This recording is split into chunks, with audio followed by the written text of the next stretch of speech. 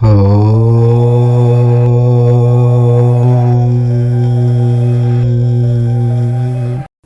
రాశి వారి యొక్క జాతకంలో ముగ్గురు ద్రోహుల పేర్లు కనిపిస్తూ ఉన్నాయి కాబట్టి చాలా జాగ్రత్తగా ఉండాలి.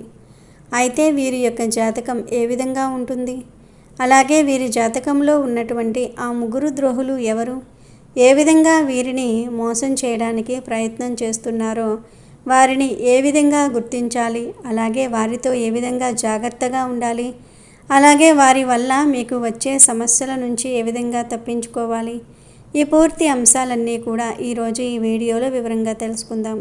ఈ వీడియోని ఎక్కడా కూడా స్కిప్ చేయకుండా చివరి వరకు చూస్తేనే అప్పుడే మేము ఏం చెప్తున్నామో మీకు పూర్తిగా అర్థమవుతుంది. అలాగే ఫ్రెండ్స్, మా వీడియో మీకు నచ్చితే లైక్ చేసి షేర్ చేయండి. అలాగే మా ఛానల్ని కూడా సబ్స్క్రైబ్ చేసుకొని మాకు సపోర్ట్ చేయండి. ముందుగా మకర రాశి వారి యొక్క లక్షణాలు మనం చూసినట్లయితే బంధానికి, అనుబంధాలకు ఎక్కువగా ప్రాధాన్యత ఇస్తూ ఉంటారు. ఎవరైనా చిన్న సహాయం చేసినా కానీ ఆ సహాయాన్ని ఎప్పటికీ కూడా గుర్తుంచుకుంటారు. అలాగే కొత్తవారు ఎవరైనా పరిచయమైనా కానీ, పాత స్నేహితులు కానీ, పాత బంధుత్వాలు కానీ అస్సలు మర్చిపోరు. అలాగే అలవాట్లు మార్చుకొని క్రమశిక్షణతో నూతన విజయాల కోసం ఎల్లప్పుడూ కూడా ప్రయత్నాలు చేస్తూ ఉంటారు. ఈ మకర రాశి వారు కర్మజీవులు, కష్టజీవులు అని చెప్పుకోవచ్చు. కానీ క్రమశిక్షణ నిలవని పరిస్థితులు వీరికి ఎక్కువసార్లు ఎదురవుతూ ఉంటాయి. అలాగే ఆవేశం మాత్రం అధికంగా ఉంటుంది. ఇతరులు రెచ్చగొడితే రెచ్చిపోయే స్వభావాన్ని కూడా కలిగి ఉంటారు. కాబట్టి వీరి జీవితంలో కొన్ని ఇబ్బందికరమైన పరిస్థితులు కూడా ఎదురవుతూ ఉంటాయి. తమ యొక్క బాధను కానీ, బాధ్యతను కానీ ఇతరులకు వినిపించాలని ఎప్పుడూ కూడా అనుకోరు. బాధను కూడా మనసులోనే దాచుకుంటూ ఉంటారు. ఉన్న విషయాన్ని నిర్మోహమాటంగా చెప్పే మనస్తత్వాన్ని కలిగి ఉంటారు ఈ మకర రాశి వారు. కాబట్టి ఈ విధమైనటువంటి మనస్తత్వం కారణంగా వీరు అనేక ఇబ్బందులు ఎదుర్కొంటూ ఉంటారు. వీరు ఈ విధానాన్ని మార్చుకోవడానికి ప్రయత్నం చేస్తారు, కానీ విఫలం అవుతారు. వీరు తమ మిత్రులకు హామీ ఉంటూ చిక్కులను కూడా కొని తెచ్చుకుంటూ ఉంటారు.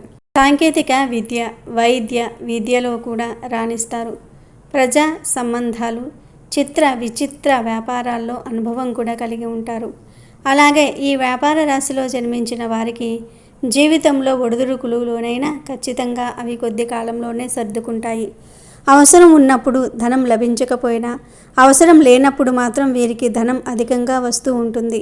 బంధువులు, ఆత్మీయ వర్గము అవసరాలకు ధనాన్ని సర్దుబాటు చేసి వీరి యొక్క ఉన్నతికి తోడ్పడుతూ ఉంటారు. సమాజంలో ఉన్నత స్థానంలో, గౌరవ స్థానంలో ఉన్న వారి వల్ల వీరు అన్యాయానికి గురయ్యే సందర్భాలు కూడా కనిపిస్తూ ఉన్నాయి. వీళ్ళ పక్షపాత బుద్ధికి కూడా పాపం నష్టపోతూ ఉంటారు. ఆకస్మిక రాజకీయ అధికారం కూడా వీరికి చేరుతుంది. శుక్ర, శని, బుధ మహర్దశలు వీరికి యోగదాయకంగా ఉంటాయి.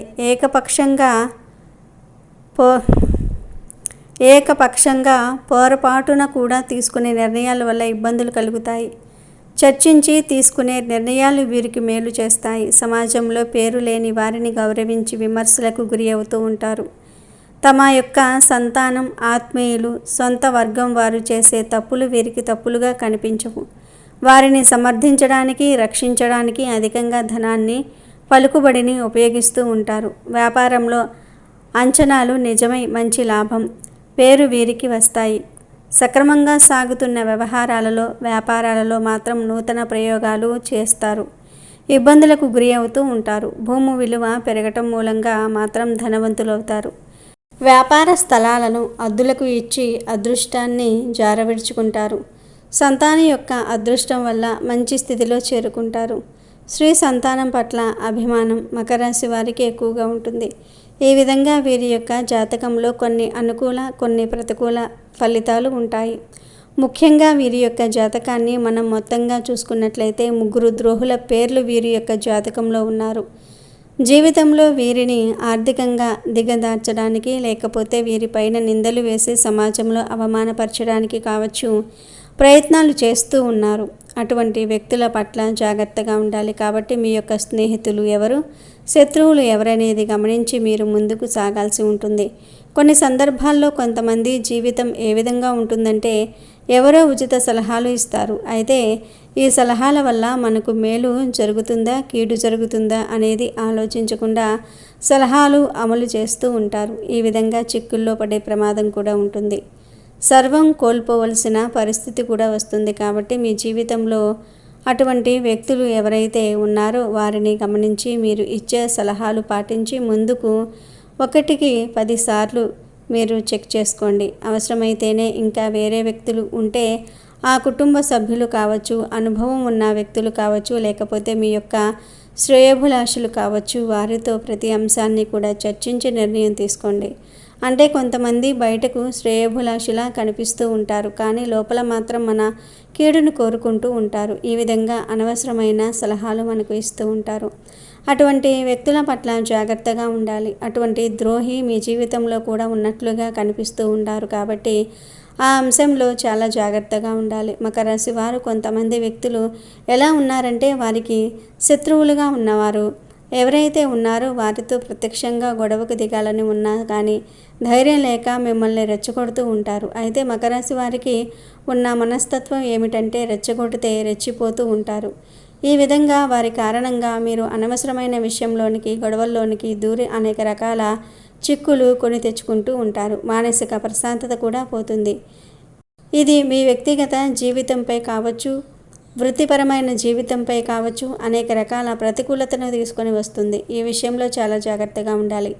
అటువంటి ద్రోహులు మీ చుట్టుప్రక్కల కానీ, మీ స్నేహితులతో కానీ, బంధువులతో కానీ ఉన్నట్లయితే వారిని దూరం చేయటం లేదా దూరం పెట్టడం చాలా ఉత్తమం. ఎవరైనా మిమ్మల్ని రెచ్చగొట్టినప్పుడు అర్థం చేసుకోవడానికి ప్రయత్నం చేయండి. వారు ఎందుకు ఈ విధంగా చెప్తూ ఉన్నారు?